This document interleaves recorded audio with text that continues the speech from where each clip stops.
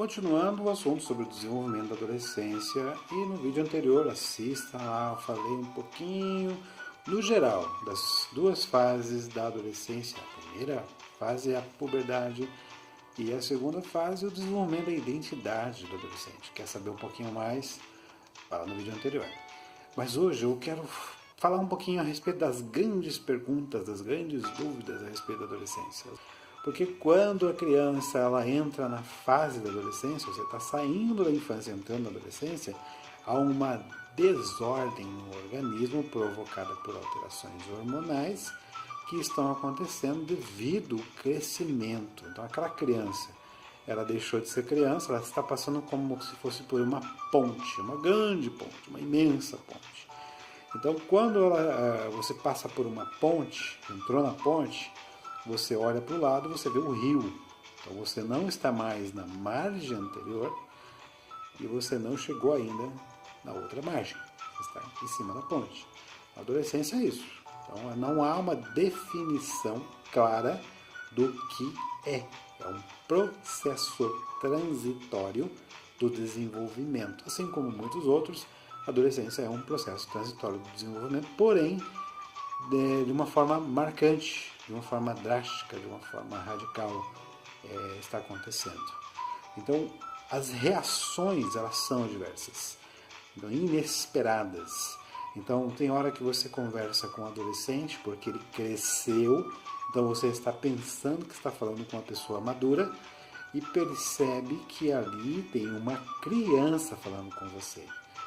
Em determinado momento você está falando com uma criança, porque você não percebeu o crescimento dele, ou não cresceu, porque isso varia de indivíduo para indivíduo, e de repente você nota que aquela criança já se desenvolveu, já está apresentando características maduras, e daqui a pouco você percebe que é uma criança de novo, em algumas situações é imaturo, em outras situações é maduro. Isso vai aparecendo e você nunca tem um padrão onde você pode estabelecer um grau de relação, de diálogo, de conversa, enfim, com aquele indivíduo. Porque as reações são diversas, é uma oscilação que acontece a todo momento. Como lidar com isso? Existe uma receita básica para lidar com essa situação? Existe uma receita básica, mas ela também não é padrão. Ela também não é padrão, porque é um princípio norteador, na verdade. O adolescente precisa muito mais da sua proximidade do que do seu saber. Então, lidar com o adolescente dentro desse diálogo, onde ele pensa saber alguma coisa, porque ele está vivendo nessa hipótese de vida. A gente brinca, né? O adolescente pensa que a gente. Ele está vivendo uma hipótese de vida. Então ele está idealizando uma vida e ele estabelece que essa vida é a vida dele. Então, ele está vivendo um saber, ele estabelece que esse saber define a vida dele. Mas isso é uma hipótese de vida que ele também inconscientemente está testando. Então ele está testando a questão de fé, ele está testando a questão profissional, ele está testando a sua interação social, ele está testando a interação familiar. Por quê? Porque isso é um processo novo para ele. Então ele está aprendendo a lidar com isso. Algumas hipóteses, né? A hipótese serve para isso. Ou você confirma ela, ou você descarta ela. Tá? Então, o que hoje ele sabe, pensa saber, amanhã pode ser que derrube este pensamento e construa um novo pensamento e assim derrube um novo pensamento, aquele pensamento novo, e construa um outro novo, e assim ele vai construindo até estabelecer aquilo que realmente é coerente para ele. Então, muitos pais questionam às vezes: meu filho falou que é ateu, ele falou que ele não acredita em Deus. E ficam preocupados, por quê? Porque teve toda uma educação, teve nenhuma educação na igreja, enfim. Por que ele está falando uma coisa dessa? Na verdade, é uma grande hipótese que ele levantou a respeito do assunto e que ele está testando essa hipótese. Para isso, ele precisa, então, testar. Como que ele testa uma hipótese? Como que nós testamos uma hipótese? Nós estudamos a hipótese. É assim que a gente faz. Então, vou fazer um artigo científico. Eu levanto lá uma hipótese. Eu crio um tema para que eu possa pesquisar esse tema. E no final da minha pesquisa, ou eu vou confirmar ou eu vou derrubar aquela hipótese.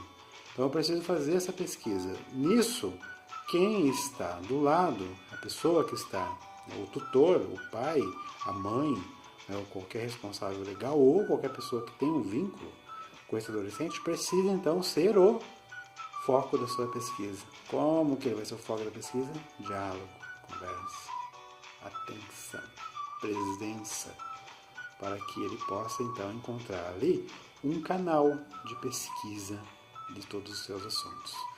Eu posso conversar a respeito de determinados assuntos com quem me dá atenção para que eu possa conversar a respeito desses assuntos.